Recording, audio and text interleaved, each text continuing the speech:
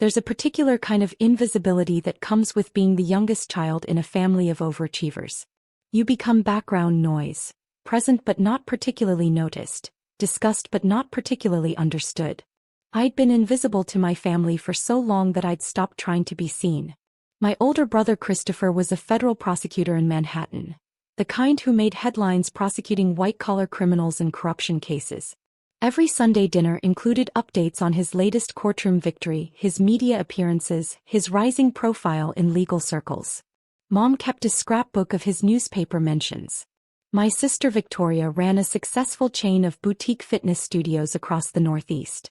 She'd been featured in Entrepreneur magazine, spoken at business conferences, built something tangible that our parents could explain to their friends in one sentence.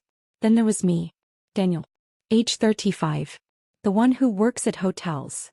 Daniel's in hospitality, Mom would say at her garden club meetings, her tone suggesting I served continental breakfast at a budget motel.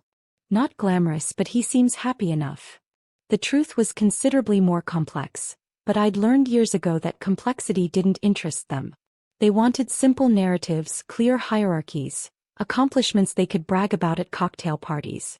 Federal prosecutor? Perfect. Fitness entrepreneur? Excellent. Hotel worker? Well, someone has to do those jobs. Today's family gathering was Victoria's engagement party, a lavish affair at our parents' estate in Greenwich, Connecticut. She was marrying another entrepreneur, someone equally successful and photogenic, and the party reflected the appropriate level of celebration for the family's golden child. I'd arrived early to help with setup, which seemed to surprise everyone. "Daniel, you didn't need to come so early," Mom had said, eyeing my simple navy suit with faint disapproval. "You must have taken time off work. I hope they don't dock your pay." "I arranged my schedule," I'd replied, which was true. I'd rescheduled 2 board meetings, postponed a property acquisition negotiation in Singapore, and delayed a conference call with the expansion team in Dubai. But those details seemed unnecessary to share. The party was in full swing by late afternoon. 200 guests scattered across the manicured grounds, champagne flowing, a string quartet playing near the garden. Victoria held court by the pool, radiant in a designer dress, her fiancé beside her looking appropriately successful and proud. I was arranging flower centerpieces on one of the tables, actually helping since the catering staff was overwhelmed, when I heard Dad's voice behind me. "Richard. Margaret. So glad you could make it." Dad's booming welcome carried across the lawn. He was greeting the Hendersons, old family friends who owned a small chain of car dealerships. "Wouldn't miss it," Richard Henderson replied. "Victoria's engagement is wonderful news. And how's the rest of the family?" This was the part I'd learned to anticipate. The family status report, where Dad would catalog his children's accomplishments in descending order of impressiveness. "Christopher's doing brilliantly, just closed a major corruption case. Made the Times and everything. Victoria, well, you can see how successful she is. The fitness studios are expanding into Massachusetts next quarter. And your youngest? Daniel, isn't it?" Pause. The subtle hesitation that meant Dad was calibrating how to present me. "Daniel works at the Hilton. In hospitality." "Oh, hotel management?" Margaret Henderson sounded interested. "That's a solid career." "Not exactly management," Mom interjected, appearing beside Dad with fresh champagne. She lowered her voice to a confidential tone, as if sharing something vaguely embarrassing. "He's in housekeeping. But it's honest work and the benefits are good. Not everyone can be an overachiever." I continued arranging flowers, my hands steady despite the familiar sting. Housekeeping. They genuinely believed I worked in housekeeping at a Hilton hotel somewhere.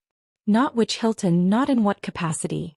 Just a vague understanding that I worked for the Hilton brand in some menial capacity that didn't require further explanation. "Well, hospitality is important," Richard said charitably. "Someone has to keep those hotels running." "Exactly," Dad agreed. "Daniel's always been more hands-on. Less ambitious than his siblings, but he seems content with his life. We've accepted it." They'd accepted it. How generous of them. The conversation drifted to other topics and I finished the centerpiece arrangement. One of the actual catering staff, a young woman named Maria who I'd been helping, gave me a sympathetic look. "Your family doesn't know, do they?" she whispered. "Know what?" Who you are. What you actually do. She gestured subtly at my wrist where a Patek Philippe watch caught the afternoon light. That's a $60,000 watch. Housekeeping staff don't wear $60,000 watches. I smiled slightly. They see what they expect to see. Anything else doesn't register. That's insane. That's family. My phone buzzed in my pocket, the third time in 10 minutes. I'd been ignoring it, trying to be present for Victoria's celebration, but the vibrations were becoming insistent. I pulled it out discreetly and glanced at the screen. 3 messages from Margaret Chin, my chief financial officer. Daniel, we need to finalize the London acquisition numbers before the board meeting. Can you review the updated projections? Also, the Wall Street Journal is running the profile tomorrow. They want a final quote from you about the expansion strategy. And the Dubai team needs approval on the construction timeline. They're waiting. I was typing a response when another message appeared, this one from James Rodriguez, my executive vice president of operations. Chairman, I know you're at a family event, but we have a situation in Tokyo. The regulatory approval hit a snag. The legal team needs guidance and the Japanese partners are getting nervous. Can you join a call? I sighed and glanced at my watch. The board meeting was scheduled for 5 p.m., in exactly 43 minutes. I'd planned to slip away quietly, take the helicopter from the nearby airfield, make it to Manhattan with time to spare. But the timing was getting tight. I was calculating logistics when Christopher appeared, martini in hand, his federal prosecutor confidence radiating like a force field. Daniel, actually helping the caterers? That's very hands-on of you. He wasn't being mean exactly. Just patronizing in the way that came naturally to him. Must be all that hospitality experience, right? Knowing how events work. Something like that. You know, if you're interested in advancing your career, I have a friend who works in hotel management. Real management, I mean. Corporate level. He might be able to get you an interview, help you move beyond the housekeeping thing. You're 35. Probably time to think about climbing the ladder. I continued straightening napkins.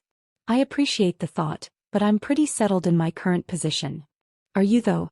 I mean, housekeeping is fine for someone starting out, but you've been doing it for what, 10 years now? Don't you want more? Leadership? Real responsibility? Before I could respond, Victoria swept over with her fiancé Marcus in tow. She looked radiant and slightly drunk, the perfect combination for an engagement party. Danny, my baby brother, helping make my party perfect. You're so sweet. She kissed my cheek, leaving a lipstick mark. Marcus, this is Daniel. He's the practical one in the family. Works at a hotel, keeps his feet on the ground while the rest of us chase big careers. Marcus shook my hand with the firm grip of someone trying to establish dominance. Hotel work, huh? That's solid. Not flashy but steady. Respect. Thanks, I said, because what else was there to say? You should talk to my cousin, Marcus continued, warming to his subject. He's in hospitality management consulting. Makes serious money helping hotels optimize operations. If you're interested in breaking out of housekeeping, he could give you some pointers. Maybe help you transition into a real career path. My phone buzzed again. Margaret, Daniel, we really need you. The board is assembling early. Some concerns about the Tokyo situation that require chairman input. I glanced at the time. 4:23 p.m. I needed to leave in the next 10 minutes or I'd be late, and being late to my own board meeting would raise questions I didn't want to answer. I actually need to head out soon, I said, pulling my keys from my pocket. Work thing. Victoria laughed. Work thing? On a Sunday? What, is there an emergency with the towels? Christopher chuckled. Maybe someone important checked in and they need extra housekeeping staff. Daniel to the rescue.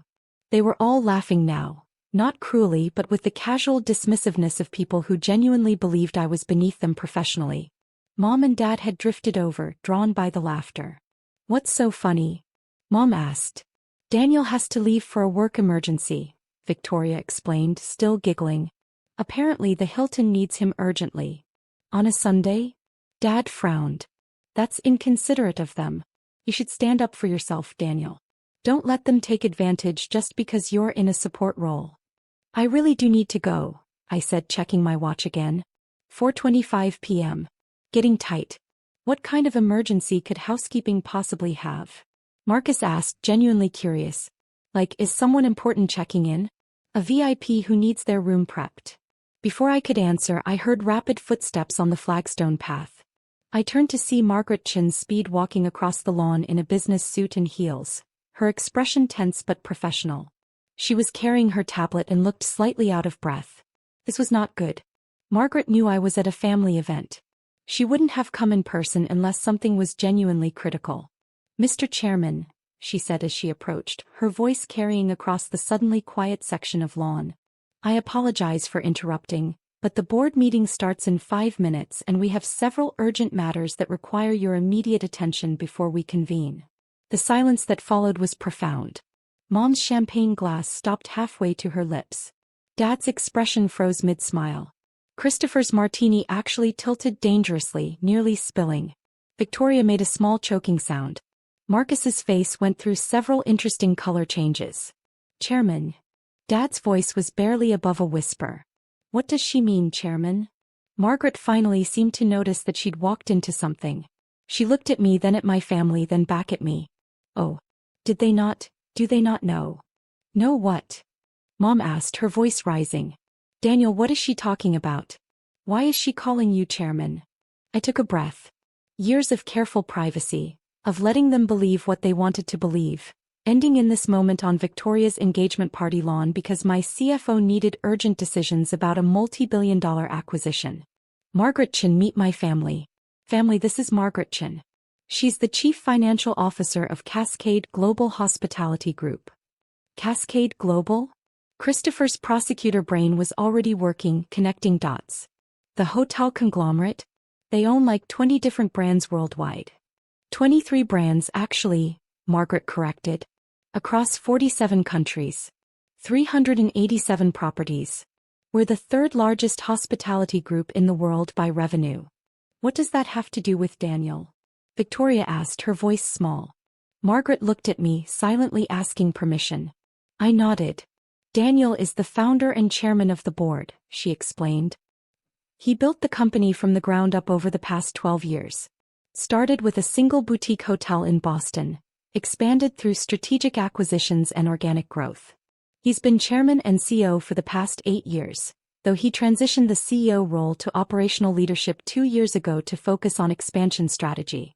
The silence was so complete I could hear the string quartet from across the lawn, now playing something Mozart that felt absurdly inappropriate for the moment.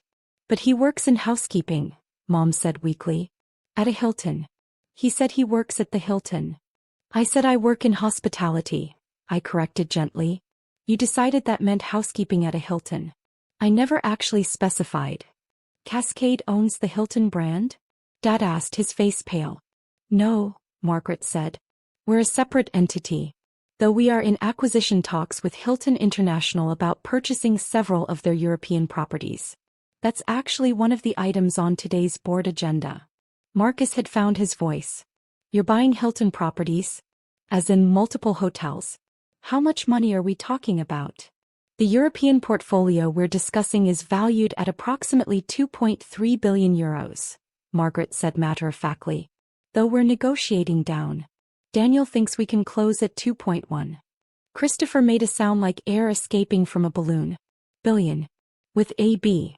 "The Tokyo situation is more pressing," Margaret continued, turning back to me and falling into professional mode because that's what we did when there were actual crises. "The regulatory approval hit complications. The partners are threatening to pull out, which would kill the entire Pacific expansion strategy. Legal thinks we need to make concessions, but I disagree. I think they're bluffing and we should hold firm." "What's the specific sticking point?" I asked, my mind automatically shifting into work mode despite the chaos of the moment. "Environmental compliance on the construction permits. They want us to use local contractors exclusively, which would add 18 months to the timeline and blow the budget by 40%. Counter with hybrid approach. 60% local contractors, 40% are established firms, with technology transfer guarantees. That gives them the local employment optics they want while keeping us on timeline and budget." "Smart," she said, typing notes on her tablet. "I'll brief legal. What about the London acquisition numbers?" "The projections look solid but conservative. Increase the revenue estimates by 12% in year 2, The King's Cross location will outperform based on the commercial development pipeline we're seeing. And push for better terms on the debt financing. Our credit rating just improved and the banks know it. Got it. And the Wall Street Journal quote. I thought for a moment. Something about strategic growth in emerging markets while strengthening presence in traditional strongholds. The usual expansion strategy messaging. Have PR draft options and I'll review during the helicopter ride. Helicopter. Victoria's voice cracked. You have a helicopter? Company helicopter, I clarified. Shared asset. More efficient than fighting Manhattan traffic for board meetings. Dad had sat down heavily on a nearby chair. You own a hospitality conglomerate worth billions of dollars. Own is a strong word. I'm the majority shareholder and chairman, but we have institutional investors, private equity partners, the usual structure for a company our size. How big? Christopher asked. His prosecutor instincts had recovered, and now he was in cross-examination mode. What's the company worth? Margaret pulled up data on her tablet. Current market cap is approximately $17.4 billion. Though we're private, so that's based on our last funding round valuation. If we went public, which we're considering next year, analysts estimate we could hit $25 to $30 billion depending on market conditions. Mom made us sound like a wounded animal. But you said you worked at the Hilton. For years you said you worked at the Hilton. I said I worked in hospitality, I repeated.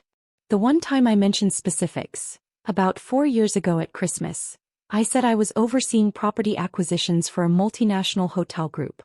Dad said that sounded like boring business travel and changed the subject to Christopher's latest trial.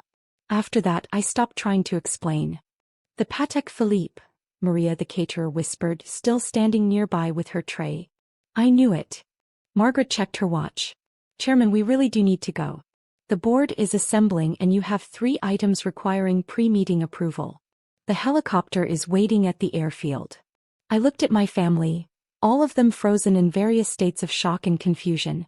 Mom's face had gone pale. Dad looked like he might be having a medical emergency. Christopher's prosecutor confidence had evaporated into pure bewilderment. Victoria had tears in her eyes, though whether from shock or embarrassment I couldn't tell. I'm sorry to interrupt your party, Victoria, I said sincerely. Your engagement is important and I wanted to be here to celebrate. But I do have actual responsibilities that can't wait. You let us think you were nobody, she whispered. For years.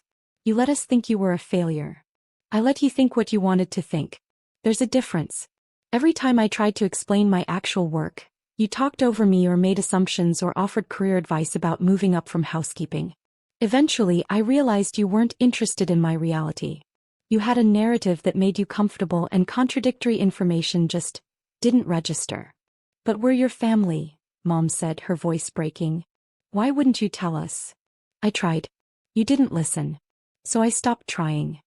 Marcus, Victoria's successful entrepreneur fiancé who'd offered to connect me with his hospitality management consultant cousin, had gone very quiet. He was staring at me like I'd just revealed I was a different species. You're Daniel Ashford, he said slowly. You're the Daniel Ashford. The one who revolutionized boutique hotel acquisitions. The one who pioneered the experiential luxury model. I read a case study about your expansion strategy in my MBA program. That's flattering, I said, because what else could I say? I offered to have my cousin give you career advice. My cousin who does hospitality consulting. I offered to help you break into the industry. His face was cycling through mortification. Oh my God. Margaret touched my elbow. Chairman, I hate to push, but we really are out of time. The board is assembled. If we don't leave in the next 60 seconds, you'll be late to your own meeting. I nodded and turned to my family one final time. We'll talk later. Right now, I have a company to run, a Tokyo crisis to manage, and a London acquisition to close. Enjoy the party. Victoria, congratulations on your engagement. I'm genuinely happy for you. Daniel, wait, Dad started. But Margaret was already moving and I fell into step beside her. My security detail, 2 men who'd been discreetly positioned at the edge of the property, invisible to my family, materialized and formed up around us as we walked toward the waiting car. Behind us, I could hear voices rising. He owns a $20 billion company? Why didn't we know? All those times we gave him career advice. The housekeeping thing. Oh my God, we told everyone he worked in housekeeping. Did you see his watch? That's a Patek Philippe Grand Complications. Those cost more than my car. The black Mercedes S-Class was waiting at the end of the driveway, driver ready. We slid into the back seat and the car pulled away smoothly. Through the rear window I could see my family clustered on the lawn, staring after us like spectators at a car accident. That was dramatic, Margaret said mildly, opening her tablet. Should I have announced you differently? How were you supposed to know they didn't know? I pulled out my phone and started reviewing the pre-meeting briefing materials. They've spent a decade not asking questions about my actual life. This was inevitable. Still, finding out your son owns a global hospitality empire at a garden party must be jarring. They'll adjust. Or they won't. Right now let's focus on Tokyo. Walk me through the negotiation points. The drive to the airfield took 12 minutes. The helicopter, a Sikorsky S-76 corporate model, comfortable but not ostentatious, was prepped and ready. We lifted off as the sun began setting over Connecticut, banking toward Manhattan as Margaret briefed me on the remaining board agenda items. The flight took 18 minutes. I spent them reviewing acquisition data, approving operational changes and drafting response strategies for the Tokyo situation. By the time we touched down on the helipad atop our corporate headquarters building in Midtown, I'd made 7 major decisions affecting operations across 3 continents. The boardroom was on the 48th floor, floor-to-ceiling windows overlooking Manhattan, a table that sat 24 executives and board members, state-of-the-art presentation technology. 12 board members were already assembled, along with key executives from various divisions. They stood as I entered, not out of ceremony but out of respect. These were serious people, former hotel CEOs, private equity partners, real estate moguls, finance experts. People who'd built and sold companies, who understood what it took to create something from nothing. Ladies and gentlemen, I said, taking my seat at the head of the table. Thank you for assembling on short notice. We have several time-sensitive matters to address, starting with the Tokyo regulatory situation. Margaret, walk us through the current status. The meeting ran for 2 hours. We resolved the Tokyo crisis with the hybrid contractor approach I'd suggested. The Japanese partners accepted it within 20 minutes of our counterproposal.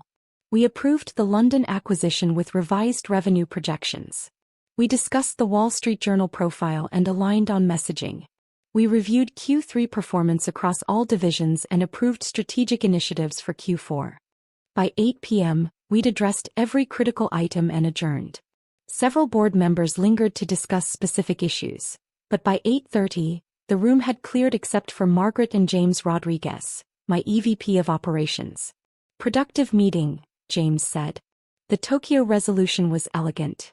And the London numbers look solid with those revised projections. We should celebrate, Margaret suggested. Successful crisis management, major acquisition approval, strong quarterly performance. That's a win worth acknowledging. My phone had been buzzing throughout the meeting.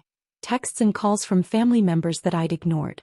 Now in the quiet of the emptying office I finally looked at them. 47 missed calls. 63 text messages. Multiple voicemails. Christopher, we need to talk. Please call me back. Victoria, I'm so sorry. I didn't know. Nobody knew. Why didn't you tell us? Mom, Daniel, please. We feel terrible. We had no idea. Please call us. Dad, son, I owe you an apology. Several apologies. Can we talk? Even Marcus, Victoria's fiancé, Mr. Ashford, I apologize for my comments. I had no idea who you were. Please accept my sincere apologies. I stared at the messages for a long moment, feeling nothing in particular. Not anger, not satisfaction, not vindication. Just a sort of tired inevitability. Your family? Margaret asked quietly, realizing they've spent a decade being wrong about me. Processing. Panicking. Are you going to call them back? Eventually. Not tonight. James checked his watch. It's Sunday night and we've been in crisis mode all day. You should go home. Get some rest. The family stuff will still be there tomorrow. He was right, of course. But home was a penthouse apartment in Tribeca that my family had never visited, that they'd assumed was a small rental when I'd mentioned living in Manhattan. Going home meant being alone with the fallout of a revelation I'd never intended to make. "I think I'll stay and work for a while," I said. "Still have some things to catch up on." Margaret and James exchanged glances, the kind of look that said they understood what I really meant. That I was avoiding, processing, not ready to deal with the personal chaos. "Don't stay too late," Margaret said gently. "Even chairmen need sleep." They left and I was alone in the silent office. Through the windows, Manhattan glittered below. Millions of lights, millions of lives, a city that never stopped moving. Somewhere out there in Connecticut, my family was probably still talking about me, about the revelation, about how they'd missed something so fundamental about my life. But here, in this quiet office overlooking the city, I was just Daniel Ashford. Chairman of a company I'd built from nothing. A person they'd never bothered to know. My phone buzzed one more time. Text from Christopher. "I spent 10 years giving you career advice. I told the chairman of a multi-billion-dollar company that he should be more ambitious. I'm never going to forgive myself for this." I stared at the message for a long moment, then typed a response. "You gave me advice based on who you thought I was. That says more about your assumptions than my reality. We'll talk when I'm ready." "Not tonight." I sent it and silenced my phone. Tomorrow I'd deal with family. Tomorrow I'd have the uncomfortable conversations and accept the awkward apologies and try to rebuild something honest from years of misunderstanding. But tonight I had work to do. A company to run. Decisions to make. A life they'd never understood and probably never would. I pulled up the Q4 strategic planning documents and got to work. The family drama could wait. The actual job, the one they'd dismissed as housekeeping, came first.